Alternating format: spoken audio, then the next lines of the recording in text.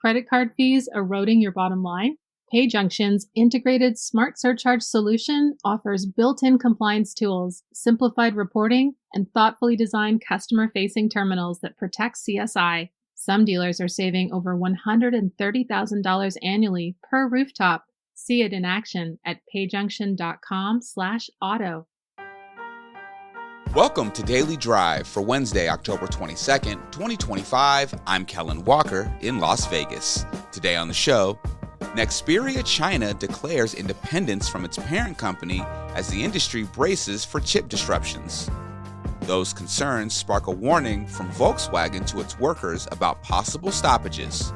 And sputtering EV demand causes auto supplier Dana to close a Michigan plant and lay off 200 workers. Plus, Capital One's Annie Fallows joins the show to talk about the company's attempts to streamline the auto lending process with its Navigator platform. We have a number of lenders who have been excited to join in with us. You know, it's all additional opportunities for them to connect up with consumers and dealers. Let's run through all the news you need to know to keep up in the auto industry.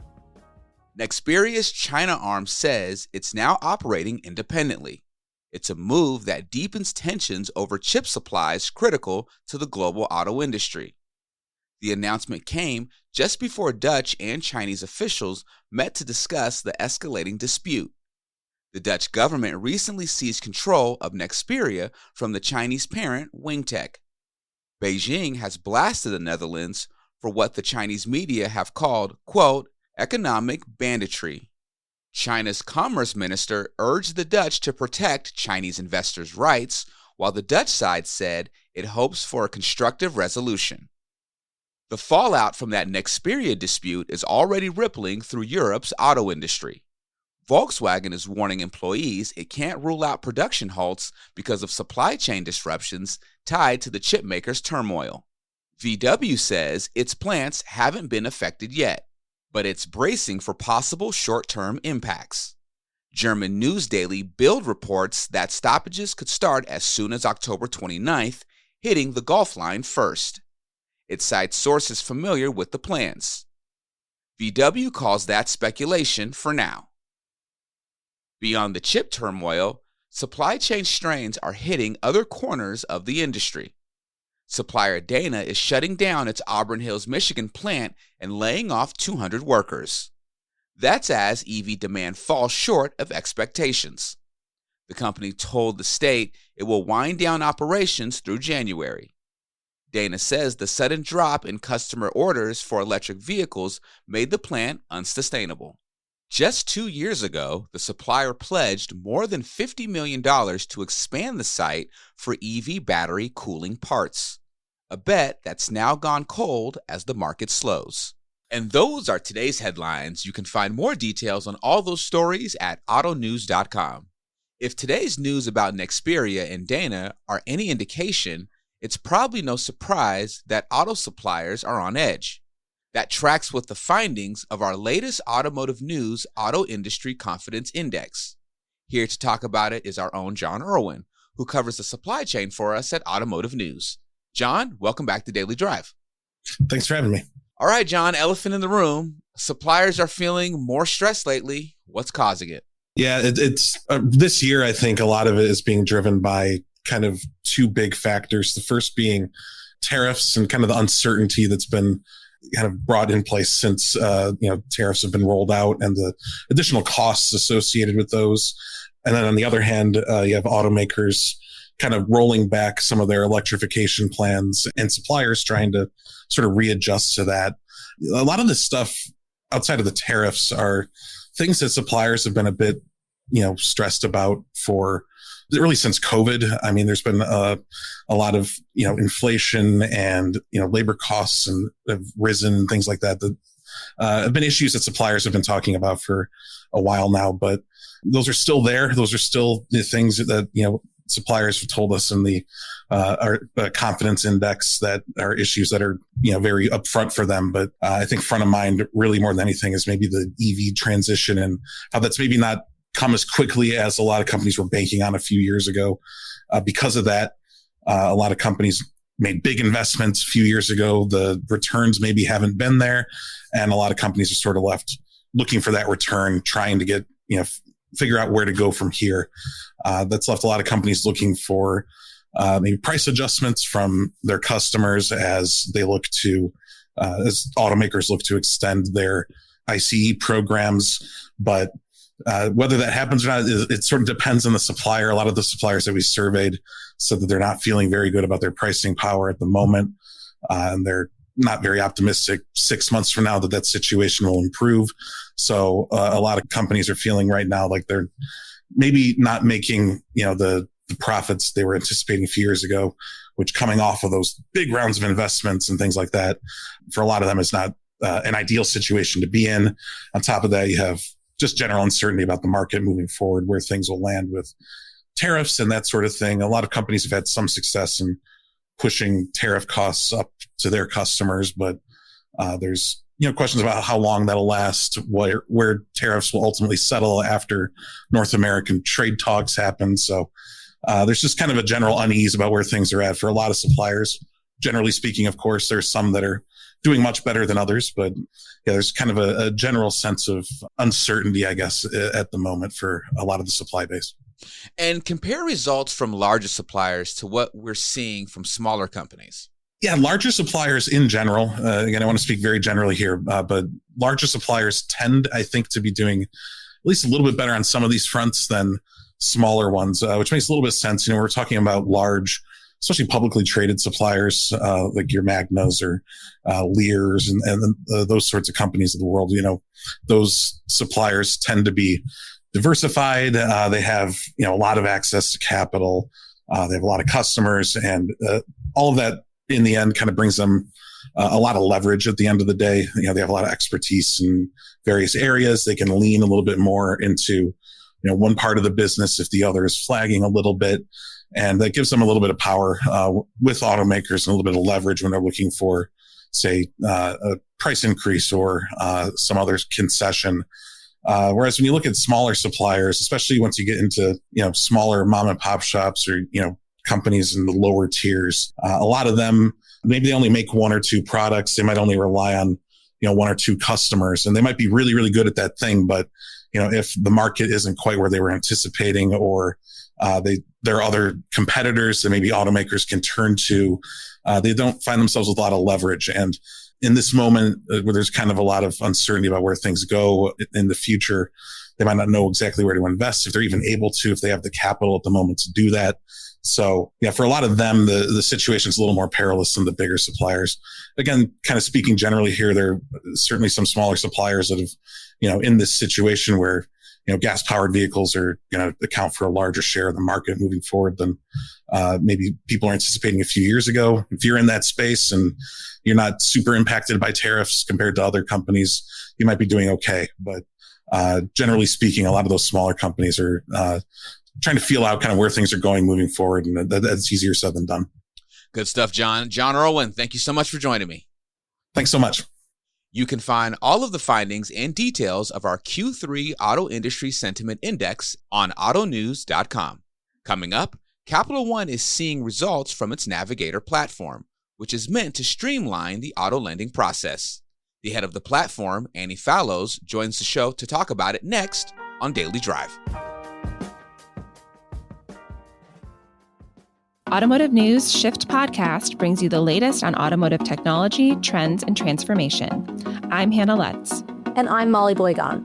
We're the new co-hosts of Shift, and we're excited to bring you new conversations with experts and industry insiders like this one with Larry Dominique, president of LD Management Consulting. I do believe the legacy OEMs are falling into a trap. They've got to find a way to, in some ways, build a new airplane while they're still in flight. Catch Shift, available every Sunday, wherever you get your podcasts.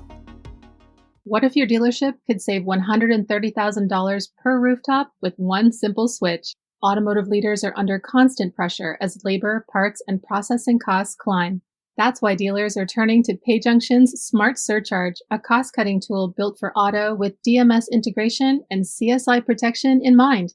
Smart Surcharge automates many compliance requirements with terminals that display disclosures, automatically exclude debit cards, and integrate with text to pay. These features protect CSI by giving customers a clear choice, the convenience of credit or the savings of debit. The impact? One dealership using PayJunction cut its effective card and debit rate by 58%, saving over $130,000 a year per rooftop.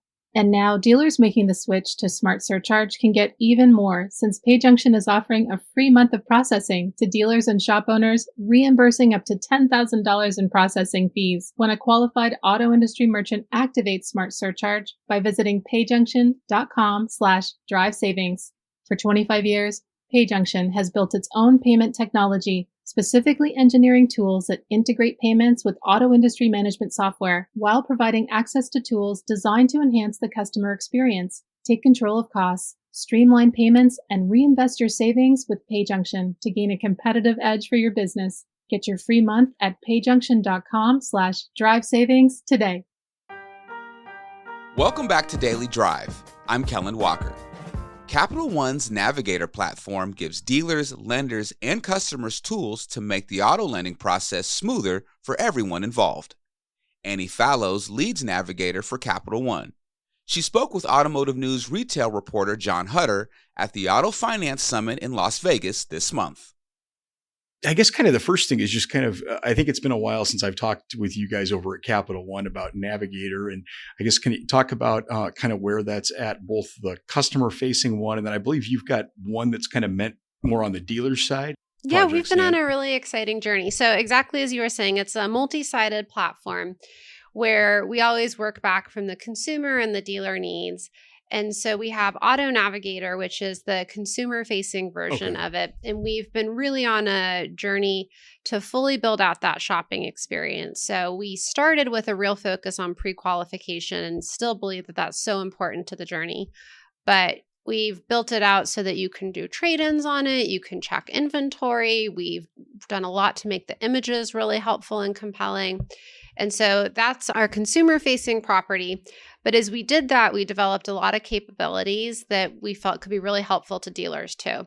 And so we've been on a journey to take those capabilities and then put them in dealers' hands. And so dealers can do that, whether that's on their website or in their in-store process. And then along the way, we've had the opportunity to also bring on other lenders. And so really it's a three-sided platform with multiple lenders, consumers, and dealers. But our core focus are what are the things where we can help bring them together so that they can get the car of their dreams, the financing that makes sense for them in a seamless and enjoyable way. On the dealer side of it, walk me through, is it something that's a call to action button on their website? Is it more integrated, like in terms of, I don't know, sorting inventory based on the findings, or kind of refresh my memory on how on that one works? I know we talked a lot with you guys about the consumer facing one, but on the dealer one, I'm a little bit behind, I think. No, we've been on a journey. And so, we have buttons, calls to action, as you say, that you can put on the website. But what we've been focused on building out in addition to that is wanting to enable the consumer and the dealer to continue together on that journey while maintaining context. So, I'm sure we've all had experiences. You go online, you find that car or that pair of shoes or whatever the thing is that you're interested in, and you enter your information, and immediately what happens is, your phone or your email starts blowing up, and it's without regard to what you've actually done. It's not about that, thing that you submitted information on. It doesn't matter that you've already, pre-qualified or what have you. And so, for us, we feel like that's a real gap in trust between consumers and dealers. And so as we built out these different experiences that dealers can put on their website, we both wanted to take all of those different capabilities, trade-in, pre-qualification, and enable a full journey. But we also wanted the consumer and the dealer to be able to pick up where they left off. So if you've already done a pre-qual, it doesn't really make sense to ask for that again. Sure. But a lot of times dealers don't have that whole visibility. And so as we were building out these consumer-facing experiences, we also wanted to build out a dealer-facing portal where they could see all of that information and really put them in the driver's seat to say, hey, I'm looking at what you've already done. And if you've already pre-qualified, the thing that makes most sense for you now is to move you on to trade-in. Or, I see that the car you've picked up, that's a lot of car. And I want to put some additional options in front of you that I think might make more sense for you. And so all along the way, the consumer can keep moving at their own pace, but the dealer is always in control of what they think makes sense in their sales process. And then that continues all the way through to in-store, where they can work with the consumer on the deal and, of course, submit it into financing. What talk about kind of the dealer counts you have both on the consumer-facing one, because it's their inventory being shown, right? It's your partner dealers, and then kind of the dealer adoption on the dealer-facing one on the regular Navigator. Yeah, so I'm pleased to say, we have a network of over 17,000 dealers, and we want all of them to shine. We've partnered with them in different ways. And so we have several thousand dealers who, you can find making use of the full experience on Auto Navigator, and then also using different pieces of that in store. But, the thing I do want to really emphasize here is every dealer is different. Every store is different. It's their process. It's their secret sauce. And so what we want to be doing is just giving them the tools to make it their own, so that they can use this to move a customer along in a way that's helpful, but their message, their branding, their process. Is it kind of the same several thousand whose inventory are on the customer Auto Navigator that they've also put it on their own websites? Or is it kind of a different several thousand, you know what I mean? Like for each one. Yeah, we have a core set of dealers who are most bought into it, who have adopted the most things. And so, the ones you see on Auto Navigator are also going to be the ones who've most leaned in with our other products. But, what is interesting is you also see different people resonating with different products more. And that's okay, because that's what makes sense for their store.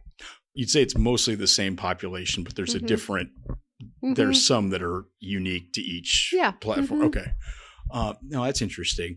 I guess could talk about where you're at with other lenders, which is interesting to me that you guys did that, since it is just obviously you're Capital One, but I mean, has it been difficult to get the buy-in from other lenders to join? Yeah. So, let me talk just about our philosophy on that one, which is, we hold a very high bar for our lending standards. Sure. And so, we never want to have any give on that because of how our underwriting works. At the same time, as we're doing, whether it's Auto Navigator or partnering with dealers, we know there's consumers coming who Capital One may not be the right lending solution for, and we didn't want to leave them without a way to go. That's just a poor consumer experience. And so that's why we began partnering with other lenders, so that we could get to a point where even if they're not going to be a Capital One finance consumer, they're going to have a great experience. They're going to be able to get pre-qualified when they're online, whether that's on Auto Navigator or on a dealer website. And then they can go into the store and continue to figure out if that's the right lending solution for them. But we think that that's very empowering for consumers. And so that's how we've approached it. We have a number of lenders who have been excited to join in with us. It's all additional opportunities for them to connect up with consumers and dealers. So we just think it's a big win-win. Are the other lenders on both the consumer one and the dealer one, or just the dealer Navigator? Yeah, they can be on both. Okay. What we've wanted to do, specifically on the dealer one, is really make sure that dealers are selecting, because it's their store. Yeah. And so there's no point in putting a lender on if it's not going to work out in the store. Sure. So we've wanted to put a lot of controls in their hands, but ultimately have the broadest set possible so that consumers can walk away with an option. Okay. Does the consumer see multiple offers? Like they'll see one from Capital One and one from the other lender? Or is it kind of like not to mention a competitor, but Ally's pass-through where you guys have kind of right of first refusal, and if it doesn't fit you, then the next, next person up sees it or shows up on there? So if you visit Auto Navigator, you'll see it's Capital One branding. Right. And so, we believe people are coming there first for that. But we want then consumers to have other choices after that. Okay. Does it show multiple ones to the consumer at once, or is it just kind of the sort of a best fit lender? Like if it doesn't suit Capital One, then the next best option, or you know what I mean? Like the most appropriate one shows up to the consumer.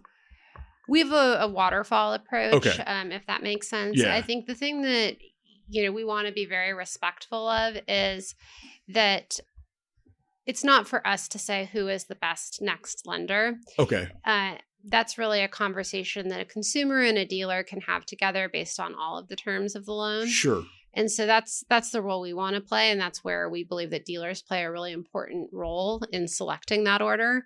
And so we've wanted to empower them to do that. Okay. But that's I guess that's sort of what I'm getting at. The dealer, whoever the dealer selects their number 2 pick or whatever, the customer would see that one option, right? They're not seeing like all, I don't know, 5 other lenders at once or something like that. Yeah. Okay. And that's the same on both sites is kind of how it works. Talk about kind of the traffic and things like that you've seen on both sites from consumers. So on Auto Navigator, we've been on a tremendous tear. So if you look through time at whether it's our traffic or where we show up on our, SEO rankings, we are really proud of that progress. So depending on, who exactly you would benchmark us against, we're now in the top 5 or so of players where a consumer is coming. What is really special about it, though, is we've focused a lot on quality. And so, back to that comment I was making earlier, where we don't believe that it's a high quality experience if we're just taking emails and blasting them out. That's not what we want to stand for. And so we've intentionally crafted shopping experiences that are really about enabling a consumer to get done the things that they want and then connect with dealers if and when that makes sense for them.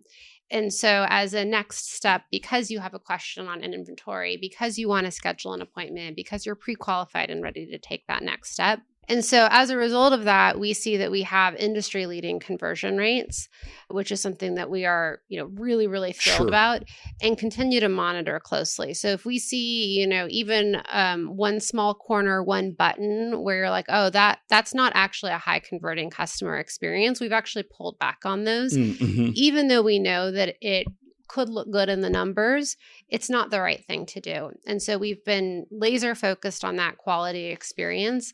And in fact, what we see then is an extraordinarily high percentage of consumers who are coming in are then, going into dealerships, and we know that they're progressing because we see that they are then submitting in dealership applications. Okay. Capital One's Annie Fallows spoke with our own John Hutter at the Auto Finance Summit in Las Vegas.